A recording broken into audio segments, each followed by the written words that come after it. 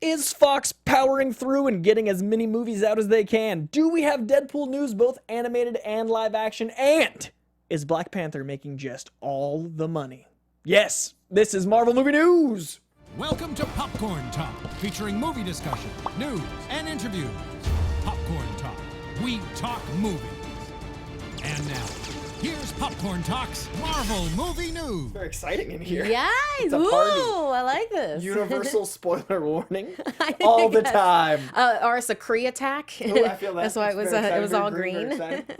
So we are the Marvel Movie News, and we are coming to you live from still in Wakanda, because that's where I still am. But it's Wakanda, Illinois this time. It is Wakanda. Have you seen all that glory? I think it's so fun. It's amazing. I think it's so fun. We'll touch on Wakanda, Illinois, if you don't know what we're talking about. This is episode 169, and we're here to tell you why you should be as excited as we are about all the news from all the studios and all things Marvel. And you can subscribe to us on iTunes at Marvel Movie News. You can subscribe to us at YouTube at youtube.com/Popcorn Talk. You can find us through Popcorn Talk's website, popcorntalknetwork.com. Follow us on Twitter at Marvel News PTN or at the Popcorn Talk. You can find us on Facebook at facebook.com/Marvel News Show. Follow us, like us, and if you're watching this show live and you send out a tweet whilst we are live, Aunt Anthony in the booth will retweet you. Hello everybody, Aunt Anthony here, and my god, Black Panther crosses 700 mil. I'm speechless. It crosses like 7 million every 5 minutes. Yeah, people thought I had jokes, and I was like, $1 billion in the first month. I didn't have jokes. 700 million after 2 weekends. It's insane. 704 million. Yeah, breaking after 2 all the weekends. records in February, breaking all the records in cinema. It's doing a lot. We were to have a stunt woman with us here today. She could not make it. Stunt women are very Yeah, in need. she was called on to 911. Her name is Janisha. She's also the show. She's fine. Yeah. No. Oh, yeah. Onto the Angela Bassett show, 911. She's the lead stunt woman for Angela Bassett, and for Black Panther, she was the lead stunt woman for Denai Guerra. Yeah. She's also one of the Dora Milaje. Yeah, and she's also one of the Dora Milaje. So we will have her as soon as schedules intersect. Yeah. As soon as the stars align, we will have her, and it's going to be a really great time. We're looking forward to it. Always good to get that much work. So I'm happy for her, and I'm excited to meet her. Absolutely. So we're going to lead with Black Panther Yeah. as that is tradition and as is required, because $700 million, That is amazing. that means so much. It means a lot. It definitely, and I know that we've gone over this before, but it smashes that myth of, of universality of movies like this for the world in large. As you can tell, the world wants it. The world loves it. America loves it. They want it. I mean, Black Panther so far has earned 304 million from overseas markets. And 400 million domestic So total. it'll hit $1 billion in probably the next 2 weeks. Even if it slows down, it made 104, I think, this weekend. 103, 104 million. And that's insane for a second weekend of any kind. That's what they were originally back in the day tracking its first weekend would be. And it did that second weekend. And that's opposite Game Night and Annihilation. 2 great movies, which also should be seen. But it's making all of the money. And I love that. It makes me very happy. Oh, and by the way, I'm Markia McCarty. You can find me on Twitter and Instagram, MarkiaMcCarty. And I'm Koyjandreau at CoyJandreau. I apologize. I assumed you guys knew us, and I was leading the charge into Black Panther. But just in case for new viewers, we are on Instagram and Twitter and all the things on the internet. But I'm just too hyped to talk about this stuff because some of this broke today. And the implications of what some of this means are crazy. So on to Fox. Silver Surfer is getting a movie from Fox. And Silver Surfer is not something we've discussed before is happening. Not something that's been in the works as far as we've known, in this level. And Fox is the company that's kind of in the middle of a yard sale. Yeah, but I mean, it's also it's going to take a while for, it takes ink a long time to dry when it comes to a contract of this size. So, Silver Surfer movie. They don't have Thanos, so that's maybe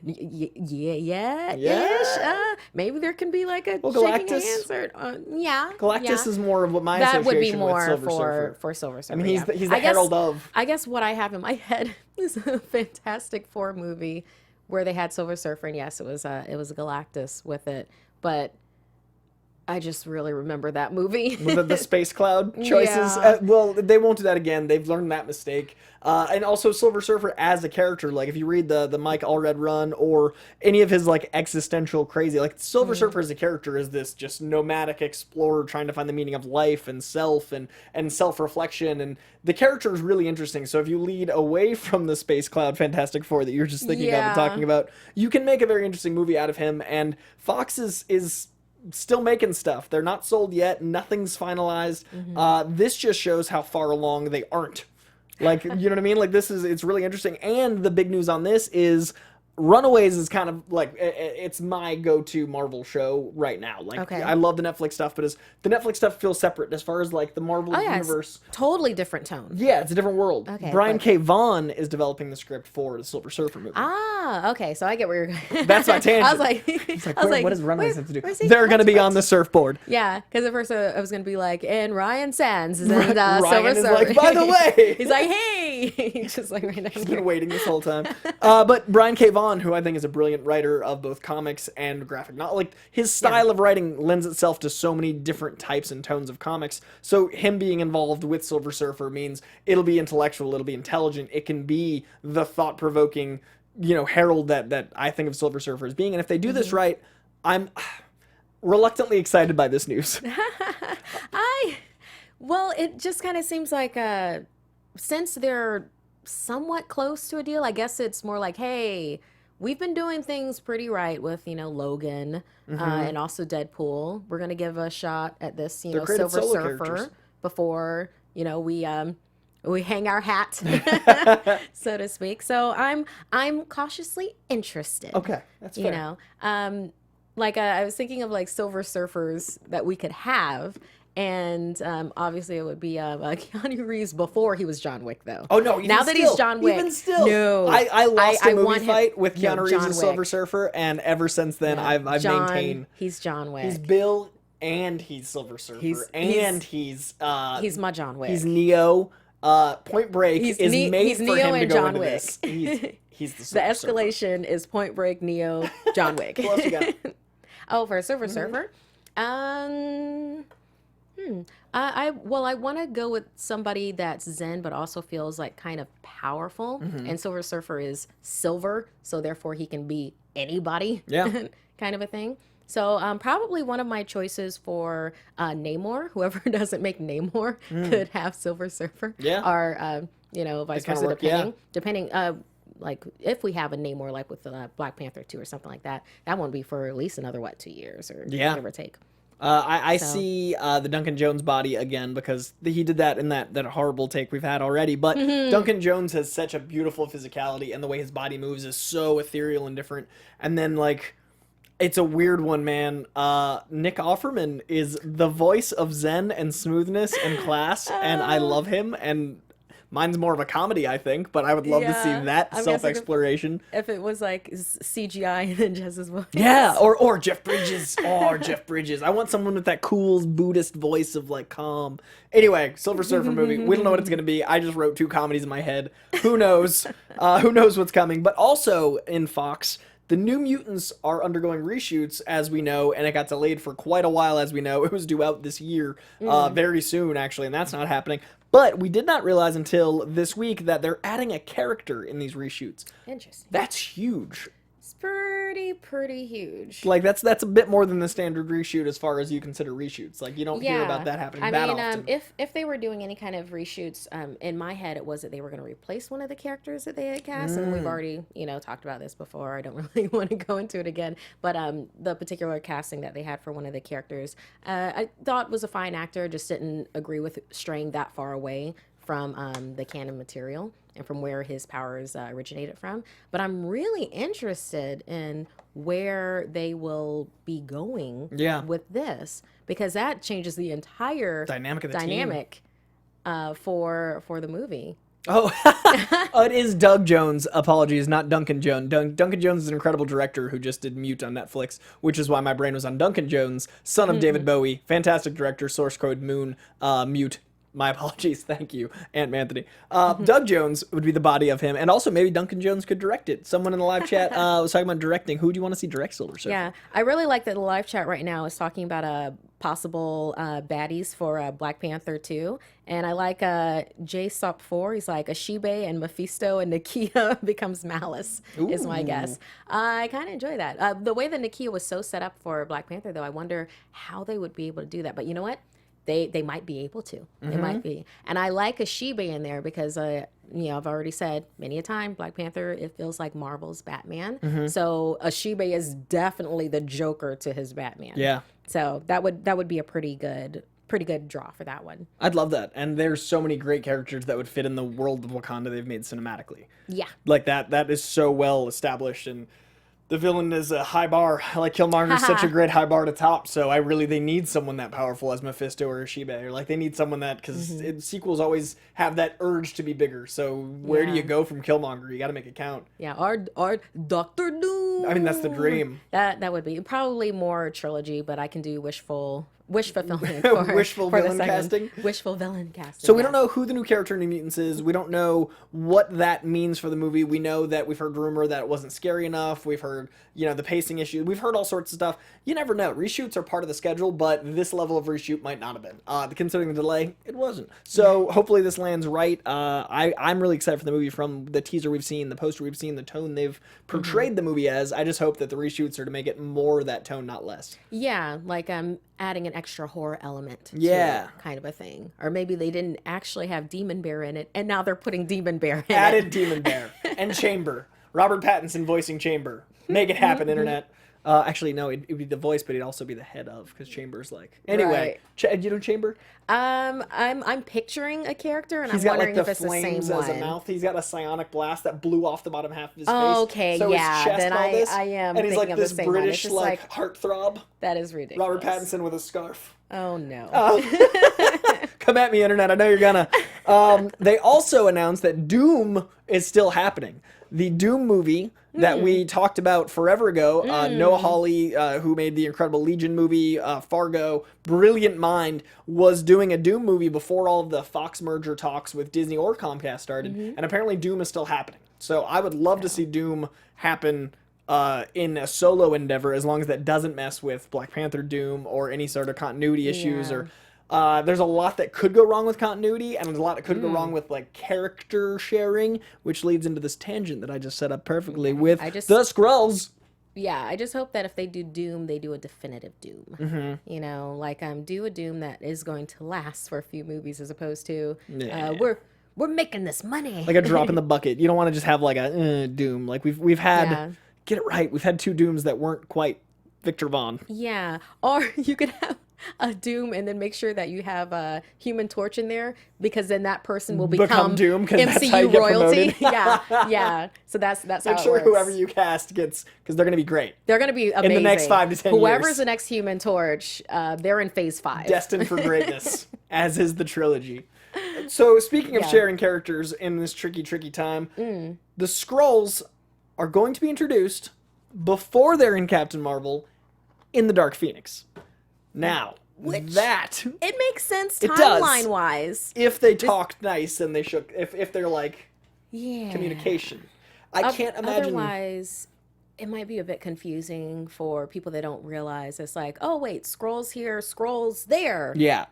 Why are they different? Like What Quicksilver. is this? Like Quicksilver being Like- an actor like in Quicksilver. a Fox movie, and then 6 months later being an actor in a Marvel movie. Yeah. Completely different, barely the same power set, different use of power. Like, they're both speedsters, but they didn't utilize the speed in cinema the same way, so it's really confusing for everyday audiences. Yeah, I preferred the Fox movies. I did too.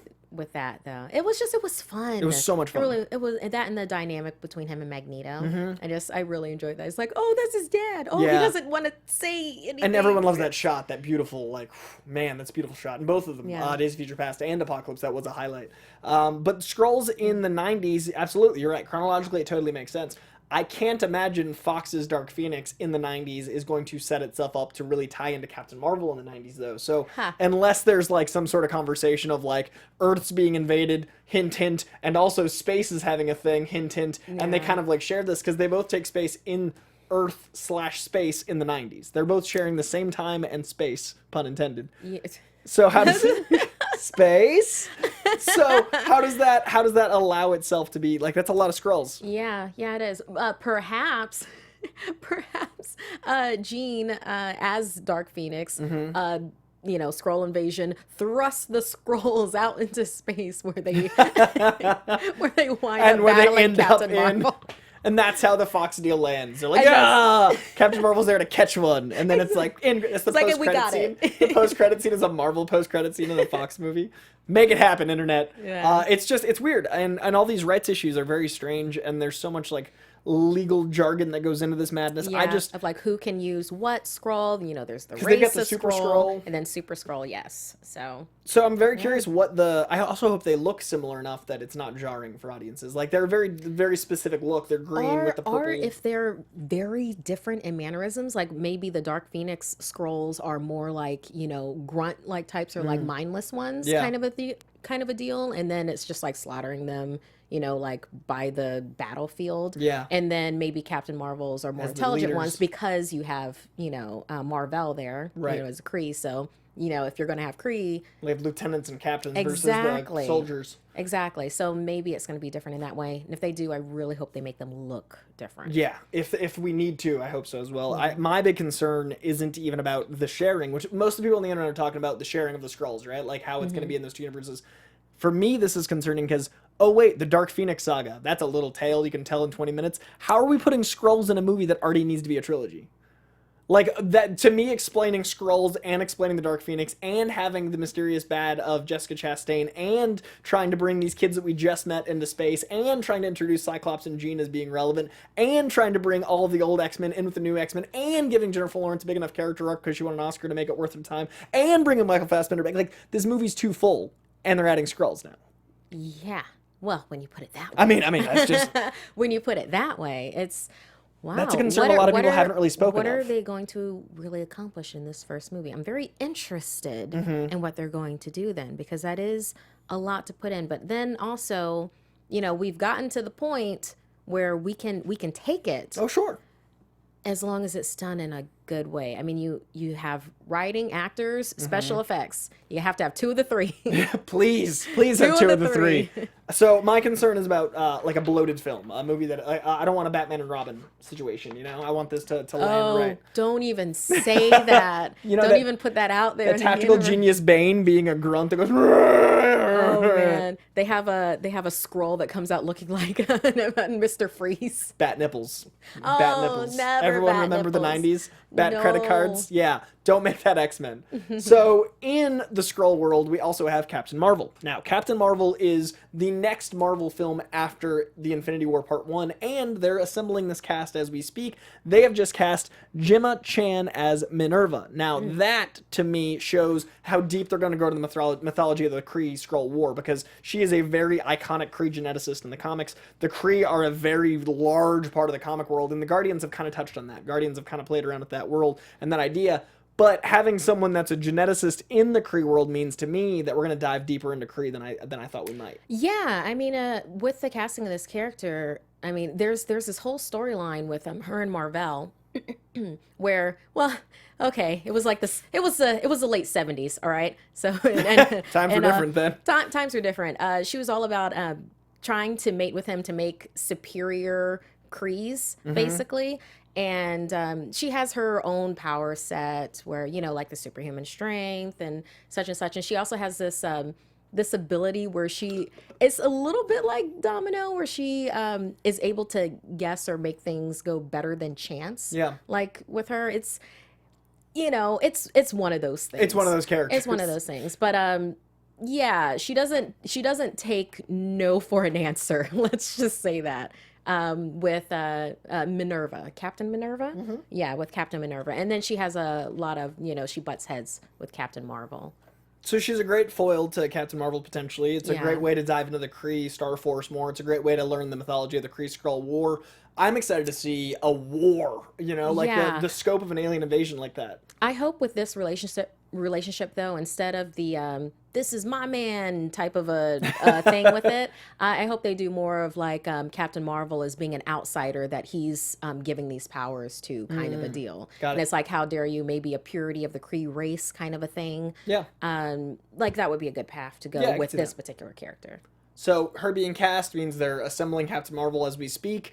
I'm excited to see more of that movie coming out. I'm excited to see the fully formed, once she's promoted Captain Marvel costume, all those things. Yeah, and if there is anybody that's not familiar with this actress, Gemma Chan, she was in Doctor Who's Waters of Mars. She was Mia, one of the few people that actually survived that episode, although really has a huge case of PTSD with what happened in that episode. It's well worth a watch. But yeah, Waters of Mars, Time Lord Victorious. That was for the Doctor Who people. Doctor Who is one of the only fandoms I know nothing about. Love it. Zero about. I'm all about it. By all means, ask Martia. Talk to me on Twitter. Send all the TARDIS-related questions to her. Because I think that's like the one kind of show that I haven't done yet. Yeah, Doctor Who based show. Doctor Who based. All right, Popcorn Talk, if you're listening. The next thing to discuss for me is the only bit of quasi-bad news in this week, and it's not bad per se, but... How is Infinity War only theoretically not yet confirmed but 2.5 hours? That is not nearly enough time, in my not so humble opinion, to...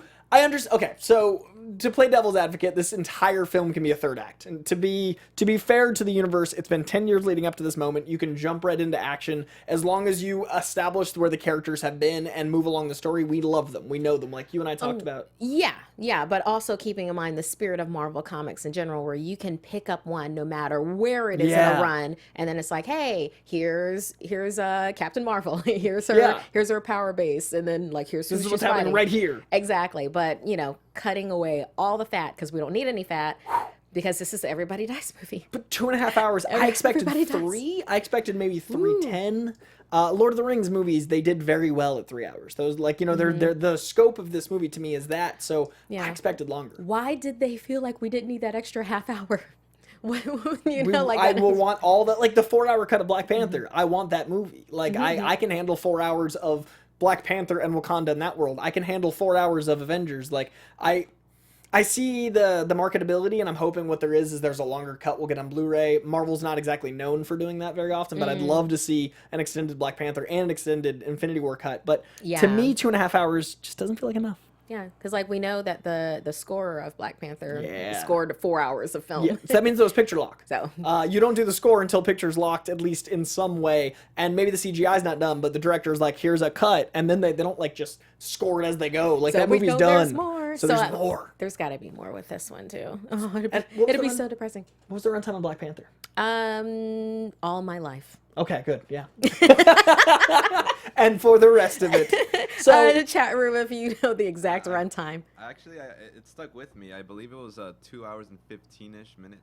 Thank you, sir. Thank you. Infinity War is the longest Marvel movie to date, but that only puts it at 15 minutes longer than Black Panther. To me, Black Panther was beautifully paced, did not have any fat, was very movie. I could have had more. My only concern is I'm going to leave Infinity War wanting pieces longer and wanting more character arc and a little bit more shape. Yeah. One thing, we both did Heroes this week with John Schnepp over at Collider. One thing Schnepp had said was originally it was Infinity War Part 1 and Part 2, and now we don't know what the second movie is, but this could feel like two halves of a whole. If this is one half of a 5-hour movie, I can live with that. But since they changed the fourth movie, I feel like it's not going to be that. I don't think it is. I think it's Secret War. I really am going to stick by my whole thought process that there is some type of reality wipe. There's either something with Scarlet Witch or there's something with like maybe Nebula grabbing the reality gem, and then that's what ends up happening with that fourth movie. And that the concept and the possibilities of that fourth movie really, it's like it's so interesting to me. I mean, we can do so much. Literally go anywhere. Yeah. I mean, it could just be straight battle world. Yeah. I think it's going to be Secret Wars. I think it's going to be something that's totally out there. And I live chat. I see you.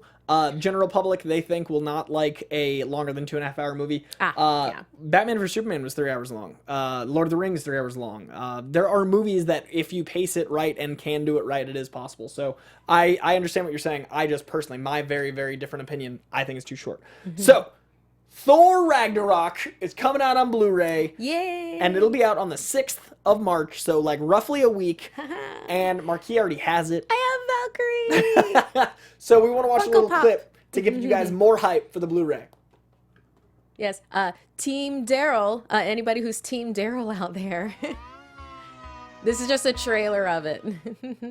So my last housemate left all of a sudden, but fortunately through my work, Daryl, the position only came up character in we Los wanted more Angeles, of in Ragnarok so I because he wasn't needed to there. Find a new We needed Daryl. housemate. Oh. Yes. Grandmaster was the only one who answered my Craigslist ad. Jeff Goldblum is a Imagine treasure. that. I was the only one. Well, That laugh. lucky me. At first, I thought he was Just another bringing a Hollywood bust of type himself person, as a then I roommate realised he is was something more I would likely do, from another and I country. respect that about him. learning And it about being like it goes with him. What do Yeah. you call this? Oh, it's so good. Yes. It's like you call this toast. I feel like this is what it's like to like date Jeff Goldblum. Like his girlfriends just like accept that this is the life he leads. And now, without boring you with the details, I had formerly, and for a rather long period of time, an assistant / bodyguard named Oh, Topaz. I really enjoyed. There is look for a new extended assistant scenes and, on who with seems to Topaz on fit the bill. Blu-ray. Yeah. It's just it's really funny. Her and Jeff Goldblum treasures. I haven't been this excited for a Blu-ray release in a while. That's just a trailer that they have online. But yeah, you can, if you want to get the digital release, you can get that now because that released like February 20th. But March 6th is when the actual hard copy. Yep. Tangible media. Keep buying tangible, guys. physical copy that you can then buy. And it's So, fun stuff. the audio commentary by Taika Waititi. I've seen a couple of frames of it of his describing scenes, and it's hilarious. Like that man's sensibilities. I'm actually probably gonna watch it with audio commentary first, and then revisit it without because I'm so excited. So next week, it's gonna be a journey. And also, internet movies over 3 hours include Titanic, Deer Hunter, Lawrence of Arabia, Magnolia, Wolf of Wall Street, Gandhi, JFK, Gone with the Wind. It's okay. These movies have done all right. Some have won, most have won. Oscars, internet. I think it should be 3 hours, and I'm very upset. Also, 2001: A Space Odyssey. Also, 2001: A Space Odyssey. Which, that was more of a cult classic. When it first came out, people weren't feeling it. That's true. That's true. That's one of those But like things. Fight But Club, it's- it found its audience later. It did find its audience. It really did. How long was Blade Runner 2049? Does I anybody love know? that movie so much. I mean, it was a very patient movie, and I don't know the runtime. What? It was a very patient movie. very That's like patient describing a date as interesting. That's the most polite way to be like, I was bored. It was a very patient movie. It had a lot of themes Oh, that I you just love would that. like think about. 2 hours and 44 minutes. 2 hours. Okay. Oh man, Civil War, very patient movie. So Guardians of the Galaxy is looking to start shooting early 2019 in Atlanta, back at Pinewood Studios, back where all the magic Marvel glory kicks in. I love the Guardians trilogy. Some people didn't like the second one as much, and that's fair. It's all perspective. All these movies, different strokes, different folks. Yeah. I love this corner of the Marvel Galaxy. I love that it's separate. I love that it feels so weird. It allowed, I think, for Thor Ragnarok to be as weird as it was, and it really is going to be interesting to see where the universe goes because Guardians is taking place after Infinity War Part 2. Yeah. So So that's going to be gonna kinda shape stuff. a heck of a thing, right? Yeah. I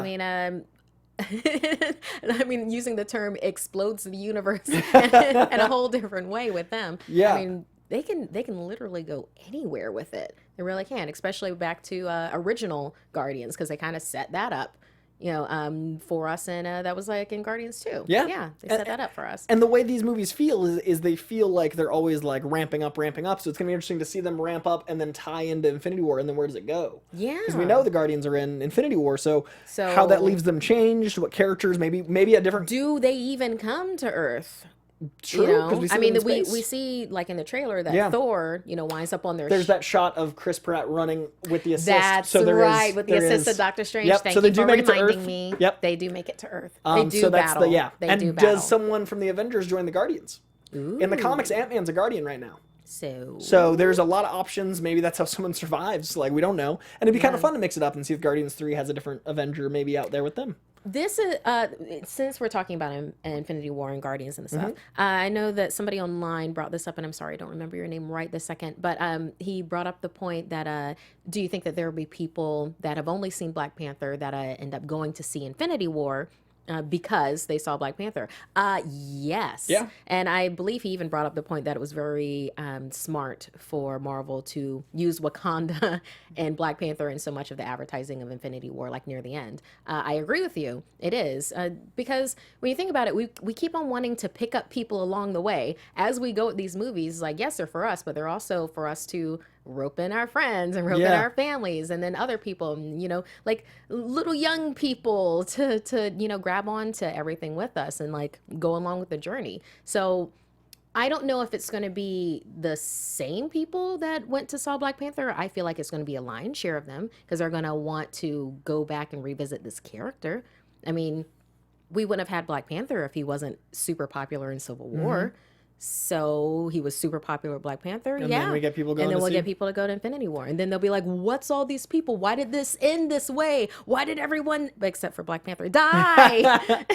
Well, what's interesting about Infinity War is it's if you love the Captain America trilogy, you got a place to watch it. If you love the Iron Man trilogy, you got a place. If you liked Black Panther but haven't really liked some of the other superhero stuff, Infinity War is the buildup of all of these movies that are very different. Like, if you liked the Paul Rudd comedy that was Ant-Man, you can, like, there's just so much you get out of it. And Civil War introduced us to another whole pocket with Black Panther and Spider-Man. And then Doctor Strange wasn't in that. So people that like Doctor Strange, like, Infinity War is truly the culmination of a decade of filmmaking. So I think it's going to make probably like $2 billion. It's going to make a lot of money. Oh yeah, it's gonna make more gonna than be its fair crazy. share of money. Yeah, and, It's gonna we be a were lot of talking, money. Black Panther's still going to be out in some theaters. Oh when yeah, it that's drops. right. There will literally be people that would be able to see Black Panther and then go straight into Infinity What a great War. 5 hours. That would be a nice Sunday. Probably going to join that list of people. That Yeah, sounds like a just really be good like, time hey.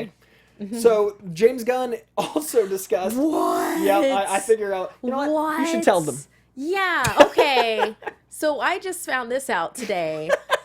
And I'm sorry for anybody who was like me and didn't realize. Traumatized. I was like that. I found this out right now. So James Gunn confirms that Groot dies Sacrificed in himself. Guardians, and that is not him regrowing himself. That's his son, baby Groot. And this entire time, I thought it was, you know, Groot sacrificed his life experiences and everything to go back into a seed-like form to then be regrown again and have to, you know, no, Groot's dead. Groot 1 is dead. And I'm sorry, Aunt Anthony, that you. Oh yeah, that Aunt Anthony was just found this out through us. I thought that was not clear, but I thought that was like an established canon.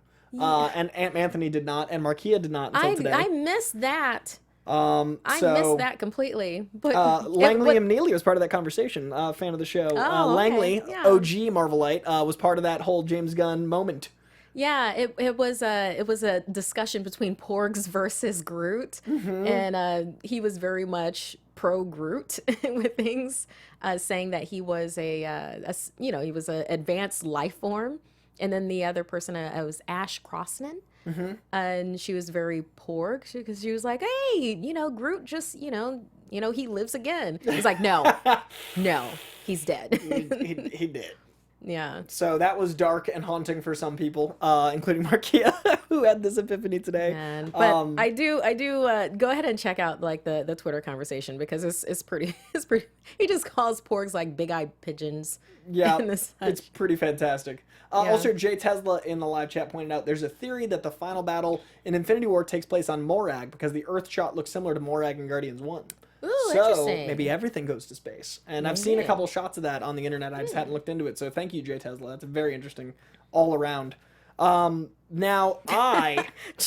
Charles Lee in the chat room is like, Markia, it's not like the Doctor when he regenerates. See, Doctor Who all comes back. Now, for the big story for the week for me is there is a world of Deadpool stuff happening. Nice. And there is a Deadpool show coming out on FX, animated show. There's Deadpool 2 coming out in theaters. Very live action, very exciting. So, Deadpool animated series writer Stephanie Robinson talked to what to expect and compared Wade Wilson to God which is how I feel about him. Atlanta staff writer Stephanie Robinson dropped a few precious hints in conversation with comicbook.com about another project she's working on. Oh, that little show, Donald Glover's FX Deadpool, and saying, quote, I think expect just more of the Atlanta writer's room type of specificity, if that makes sense. I believe that we sort of attacked it at an angle that was very true to us and made sense to us. I don't think we took many cues from the movie or what the general public knows about Deadpool. I think we sort of leaned into the comic books. We're like, this is how we interpret this person and this character, this superhero, this anti-hero, whatever, and sort of made that apply to what we love in TV in our lives. I am so happy that they're not just trying to make a Deadpool movie show. Oh, yeah, no. Because that's not the voice. That's not the... Kinda have that. Yeah, Have we that. got all it. good. It's great. We're getting a second one. So, and that's going to be real soon. And they're getting an X-Force, which they're filming this fall. There we go. And then Josh Brolin's been signed on for a number of cable movies after that. So Deadpool 3 is greenlit. It's on IMDb. X-Force is greenlit. It's starting shooting this fall. Rob Liefeld Instagrammed that this morning. There we go. The last thing we need is for there to be an animated version of a live action thing. The beauty of animation is that it's so different. Spider-Verse looks incredible because they've been doing stuff that they can't do in film, like the style of shooting, the characters you can use, like the way it formats. Deadpool, the comics are so different. Sometimes he's schizophrenic. Sometimes he breaks the fourth wall more than others. Sometimes he knows he's in a comic book. Other times they lean out of that. Sometimes he joins forces with Black Panther and the Dora Milaje. Yeah, you never know where he's going to pop up and what he's going to do. And with that happens in Doom Wars. and it's awesome. And, There you go. have you read the one where he fights Black Panther in the hallway because he ruins the end of Game of Thrones? What? No. Oh, it's okay. So there's a comic where Black Panther, T'Challa, hasn't caught up on Game of Thrones. So Deadpool finds out that T'Challa hasn't, so he's chasing him around, giving him spoilers, and he ruins the Red Wedding. Horrific. And there's this whole fight while discussing the Red Wedding where like they're fighting in a bathroom. It's art. I'll send you it. It's fantastic. Yeah, please do. I'm so interested. That's perfect. And that's something you can do in the animated show. That's something you could do because of rights issues are different and like who owns these characters, different voice actors. So that's a fight you could have there. And I love that the Atlanta style specificity to me speaks to how weird and meta and out there Atlanta is. If you haven't watched Atlanta, try the first episode. If you love it as much as I did, you'll be hooked. If you don't, it's probably not like your type of comedy. It's real weird. Yeah. I was gonna say the episode that stood out for me, like the club episode. Yeah. Like if they go with that route of comedy, it's gonna be so brilliant. And the episode about commercials, there's literally an episode that's 22 minutes of commercials that are in universe in Atlanta that don't have a plot. The episode is literally a shape of commercials that ends, and then all of a sudden the credits are rolling, and you're like, what did I just experience in my life? And it moves the plot along, but in the weirdest way. And then as a quick side tangent, The New Yorker has a really in-depth interview with Donald Glover. I read it this morning. It is a long read. It is well worth it, and it tells you a lot about just his thought process and where he's coming from. And I'm A-okay with that mind. He's a brilliant mind. Being what that Deadpool TV show will be, because that fits so well. Deadpool is such a smart character that seems dumb, and he can be dumb. Like, if you write Deadpool poorly, and if you write him as just like a poor man Spider-Man, it's a bad character. But if you write him smart, he's a character that literally uses his pain as an outlet to help others, but in a way that's selfish instead of selfless. And also it's both. He's like the most enigmatic piece of like work. He's a mercenary, but he does things for the right reasons. And you need someone to really understand what that character is and what that show needs to be. So the fact that this team did an amazing job with Atlanta, and that show defied all expectations and is so delightful and weird. She also went on to say, quote, I think that he is like God in a way. It's sort of fun to play with a character who can do anything, basically, and really get into the mentality of someone who's bored with life, who doesn't feel any stakes, doesn't feel any danger, and is like, okay, this is just kind of my life, and what do I do with being someone who exists on a superior platform than everybody else? What would you do if you lived forever, couldn't die? That's a fun character. That's so weird. Also, you're omnipotent. You know you're being watched. You know you exist in a world that is kind of tangible to you, but you're also removed from. Like, there's so much to this, and it sounds like they're really playing with my perspective on Deadpool. So these quotes are the first thing we've really gotten out of the Donald Glover camp about what the show is. I couldn't possibly be more excited for the show. Yeah, and also it's fun to have Marvel step up their I can't talk. Their animated game. Yes, So agreed. I like that because like DC like knocks it out of the park more times than not when it comes Agreed. to like animated for anything. I very much enjoy their TV and everything like that. So I love that Marvel is doing that with this and doing it with the Milesverse. Yeah. So Two yeah. characters that are beloved and should get as much exposure, and ride the Deadpool train. Like there's so much merch and stuff. Like that's a great way to start your universe. Yeah, there's a reason why there's always a cadre of Deadpools at every convention. My people. Now there'll be a cadre of Dora Milaje. This Comic-Con's gonna be insane. It's gonna be crazy. Nuts. The I'm amount really of looking spears forward and to it. warrior wardrobe. Yes. It's gonna be so great. I Yeah. wonder how many people are actually gonna shave their head, for it. Oh, I'm okay with yeah. bald caps. I'm okay with that. But I just wonder how many people are just gonna go there. I hope many. And tattoo. Oh, it's gonna be crazy. Oh, it's gonna be so crazy. nice. So, in the other world of Deadpool, in the live-action world, Zazie Beetz, also of Atlanta. Those two worlds tie together very intricately. Zazie Beetz is in the live-action Atlanta and the live-action Deadpool, and the writing team of the live-action Atlanta is doing the animated Deadpool. It's beautiful synchronicity. Zazie Beetz said, quote, "I loved exploring the dramatic aspects of Domino," she told comicbook.com. "For Domino specifically, I loved thinking about her past and pulling that into even the comedy of what we're doing in the film, since it's based in that. In Deadpool 2, I think we go heavier than the first one did," she said. "Like Atlanta, the themes are darker. I like playing this woman who could meet Deadpool face to face, toe to toe. In terms of our wit and our banter, we match. It was really nice to play on that. Wit and banter." Yes, I like that. I like that they're just enjoying themselves. Yeah. That's what it is, and I enjoy it when they enjoy themselves, and that's the whole thing that like Marvel does so well. I mean, when you really think about it, there are very few properties that involve Marvel that you don't hear about the actors at all. Yeah. Behind the scenes, are that they're not having a good time and that they wouldn't want to do it again. It's hyper positive. Like, Yeah. it always sounds like a party. Yeah, And like it's Ryan like- Reynolds ad-libbing, like all the behind the scenes stuff with him and TJ Miller and like all these people just vamping, Yeah. Blind Al, like all these characters are just a ball. Yeah, and then having that 10th anniversary shot. Yeah. Shit up. Oh, it's gorgeous. I would love Fox's Deadpool world for the 15-year anniversary if it got folded into the Marvel 10-year. Like, because that's Marvel MCU. If Deadpool and Fox and all that happens to have like a little wing of Fox and Ryan Reynolds hanging off the side, I'd love that.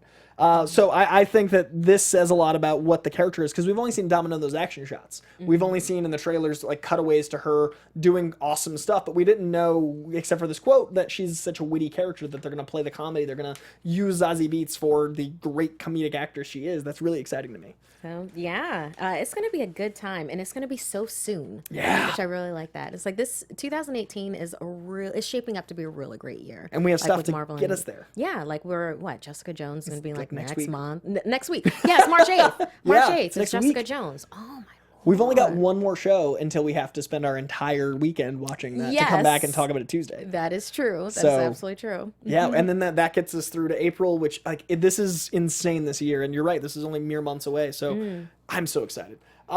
Speaking of the Netflix world, which very soon Jessica Jones joins with season 2 of that incredible show, Punisher season 2 has some casting news, and they added 3 cast members that are, Josh Stewart is an actor who he pops up in everything. Josh Stewart is one of those faces you see and you're like, oh, that guy. He was in Dark Knight Rises, and he was effectively like a pseudo Deadshot. They never really said it, but they kind of leaned into him being Deadshot, and I always wanted that was that to that go guy. further. Yeah, the Okay. right-hand man to Bane. Okay, got This it. guy. So now he is in Punisher season 2, so I think the weapons training he got in Dark Knight Rises will be utilized. That's my theory, is that this is going to be a tactical, he's going to be like more hands-on fighting Punisher than we expect. Right. Maybe while Jigsaw is putting himself together. I piece did it. by piece. Oh, I did it. It's horrifying. It's horrifying now that I think about that, because I'm flashing back to that episode. So That finale's so while, good. while Billy Barnes is missing in action, then, maybe this guy's up to something. And he's such a good actor, and John Bernthal is the Punisher, so I'm so excited they're casting like titans. Josh Stewart, fantastic. Floriana Lima, I do not know much about her work. She's on Supergirl, and admittedly, I have not watched Supergirl yet, so I've heard only good things in my brief research this morning. People love her, so I trust the fans, because fans of comic properties are pretty intense about their characters. Yes. So if someone says they're good, Yeah, believe great. Maybe she also works at the FBI with. That could I be could a totally see that. possibility. Yeah, it's a good call. And Georgia Wiggum of Scream, she was cast as the only one of these characters that's actually in the comic. She's a character named Alex who showed up in War Journal 24 or some War Journal comic. This character helps Punisher escape from something. And she's the only one of these characters that their release name actually ties into what they are. My theory, and it's crazy, and I don't know, it's like a 5% chance. I think Josh Stewart might be Bullseye. Ooh, you think? Well, He's I got guess they weapons could- training. The Yeah. look of him. He's got like a malicious, like just resting, angry face. They would be able to do him right? I think he might be Bullseye. Yeah. Okay. I could get behind that. I definitely could get behind that. So I think him for Bullseye. I agree with you, actually. Floriana Lima, I definitely think FBI, something of the... She wears a suit. Like something in that world. I just... Like a cop. something in that world. Maybe somebody to butt heads with oh, and I forget the actress's name right now, but she also played a doctor in X-Men. She was yeah. I'm forgetting her name right now. If a chat room wants to help me, the main female lead that was in Punisher, that wasn't Punisher's wife or Rebecca Romaine Stamos? No. Which no. Punisher are we talking about? We're talking about Punisher Netflix Okay. Marvel. Yeah, she was the FBI agent. Oh, her she was name. also, Yeah, that's totally. and I can't remember her name. Something But in any akin to that. case, like maybe she's butting heads with her, or something like that. Like maybe the actress I'm thinking of is that woman's Floriana's supervisor, or something in that along vein. those lines. Or she's trying to chase down Punisher and keeps on wondering why administration just won't let this happen. One side's chasing him, one side's defending him. So she plays Dina. It's Amber Rose Riva, I believe, Is that her name? from The Punisher. No. She was she was the main FBI agent. Okay, then I'm just thinking of somebody completely different then. I'm the worst at names when I'm on the spot. I'm good at fan casting, but in these moments. And then I think the last girl, Georgia Wiggum, is someone that Punisher saves and then gets saved by, is my theory. I think that at some point he because she has this innocence to her, but also like an edge, kind of like the girl from Ozark. There's a hard boiledness, but also like an innocence. Or she hunts him down and wants to learn from him because she has her own vengeance to do. Oh, you are right. Aunt Anthony, Amber Rose Riva. That is that is I'm the just one. thinking, but and is that her IMDb? Like if it has her, I'm pretty sure she was X-Men movie or a Doctor. Yeah. Okay. All right. So that's my theory for those three. So Bullseye, FBI, and help / folly in a Punisher situation. I'm thinking. And then finally, we need to talk about how we keep our lights on. So I want to, before we get to the Merry Marvellites, we've got a couple questions, we got some shout outs and stuff, but I want to thank Blue Apron for keeping us going, because Yes. Blue Apron... Sorry, I just want to thank the chat room real quick. Yes, I was thinking of the character's name, who's Maidani. Thank you, chat room. I was thinking that name was the actress's name, and it is not. That makes sense now. That's why. That's the glitch in the Matrix. Yes, There's I'm a caricature of a human being. But yes, Blue Apron, which I very much enjoy. So yeah, they've been great to us. Forever Run, they're one of our Yeah. first sponsors. They're consistently great. They're always changing up their menu. What they do is they basically send a meal kit to your house with step-by-step instructions, and everything takes like no time to cook. These aren't like 3-hour Yes. meals. These are 20, 25 minutes, and everything. 45 at the most. It takes me 45. If it's like a bake thing, yeah. If it's Yeah. but at the most, I'm you can like leave. I'm a slow cutter. She gets there. She has to process through.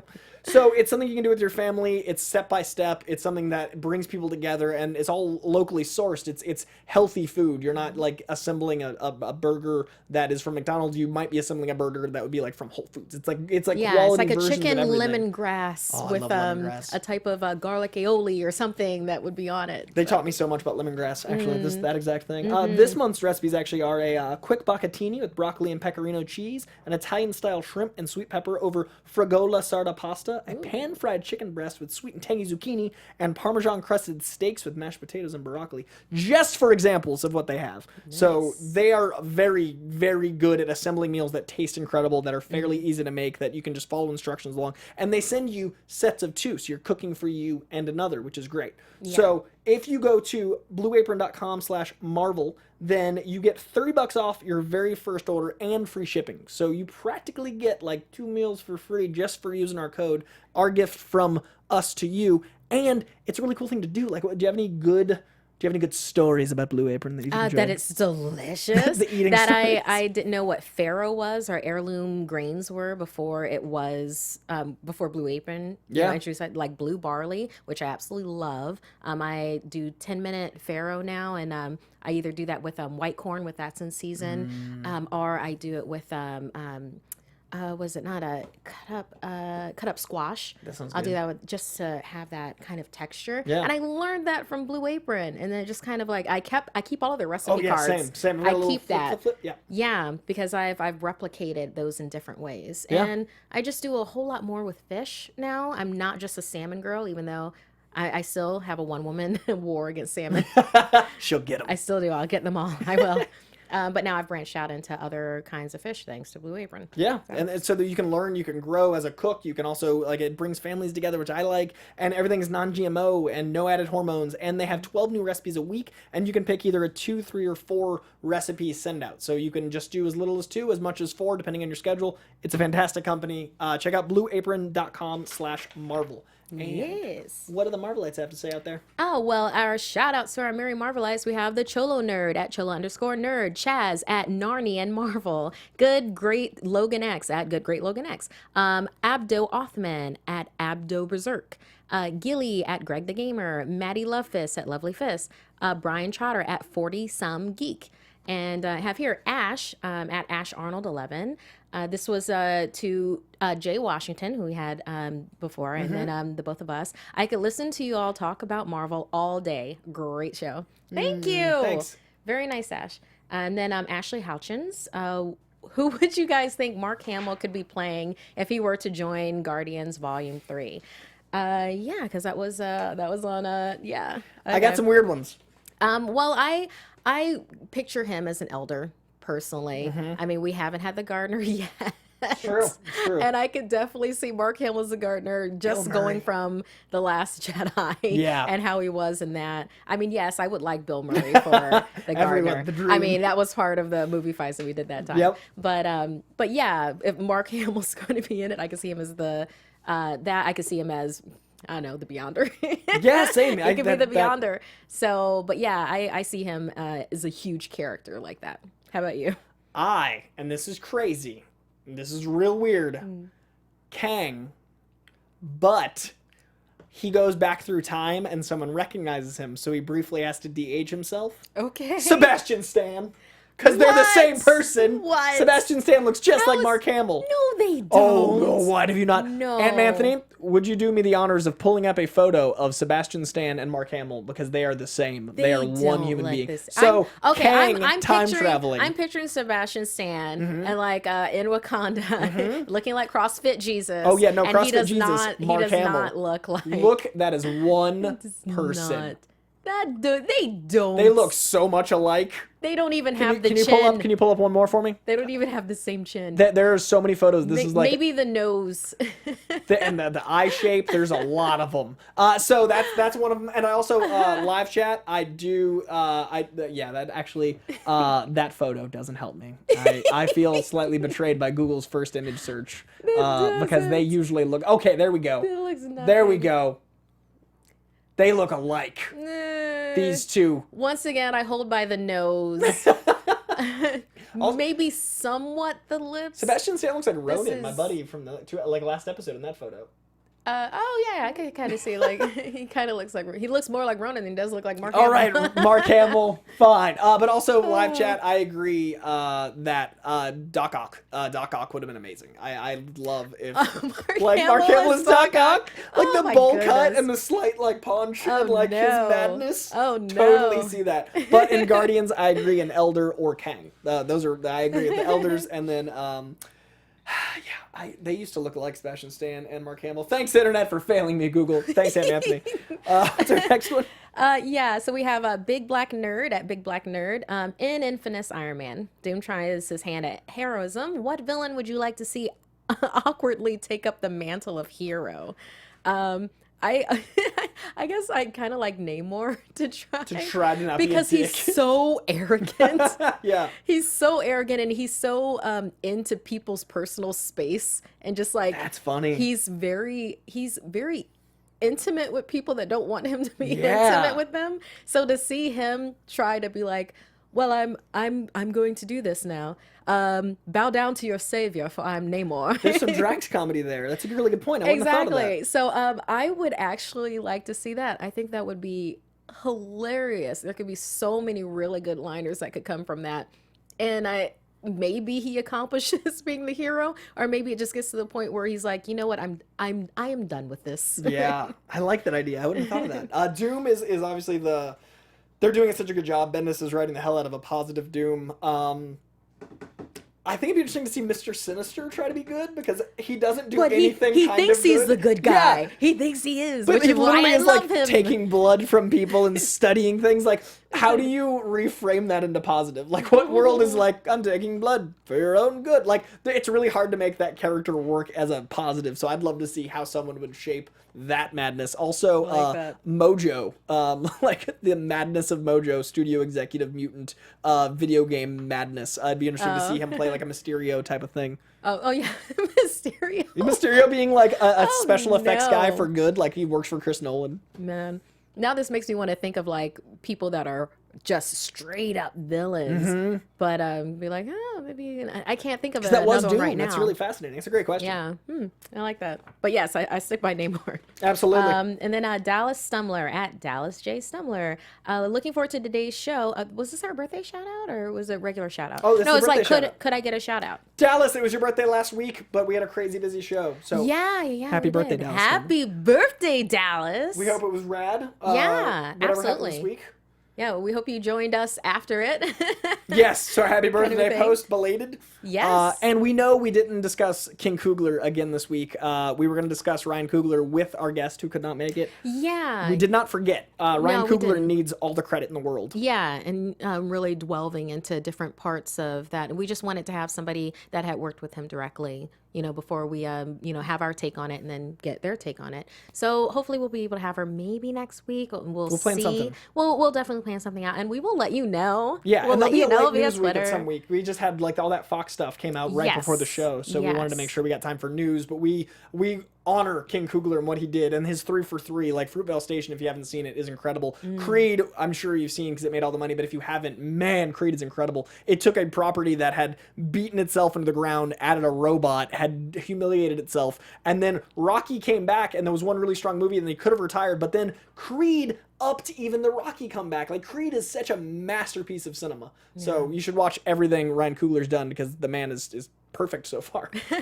Yeah, he's living his best life. He's doing exactly what he had as his mission statement back when he was 21, and he was like, it was like in an article. It's like he's doing what And he's set getting out back to do. Oakland, and he's giving back. As Yeah. our closing news story, the STEM Center they're putting in Oakland because of Black Panther, they're building a science and technology center in Oakland, a la Black Panther, because of how well Black Panther is doing. Disney is making that a reality, and comics are to make you better. Comics are to make you learn. Comics are to help you grow. And if they're doing that in a facility, if they're helping kids in Oakland learn science and technology, like, who knows what can come from that? Like, someone that wouldn't have gotten that exposure to education now get like, yes. I'm telling you.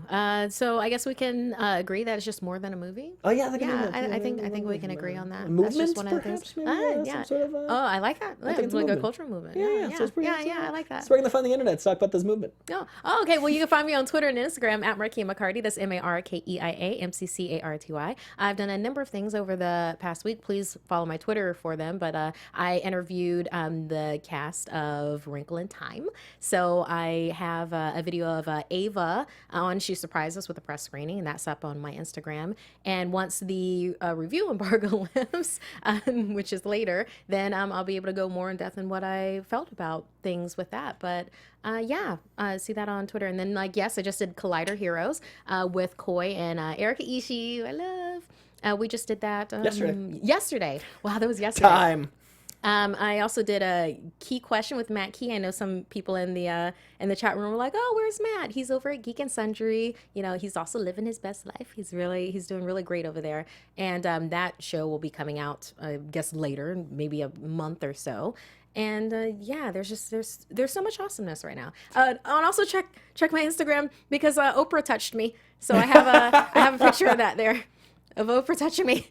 So I cannot top Oprah, but I rescind my Mojo comment. I want to replace that with Bane. It'd be cool to see Bane do good. Oh, Because Bane and wow. Batman have such similar upbringings, and Bane is kind of like if Batman's parents had died, but then he was in prison. That's kind of how Bane goes. And there's amazing. Tom King is writing Batman right now, and there's this amazing parallel between Batman and Bane I never saw before. Imagine Bane trying to use. He's a tactical genius. He has all the strength. He's got all that.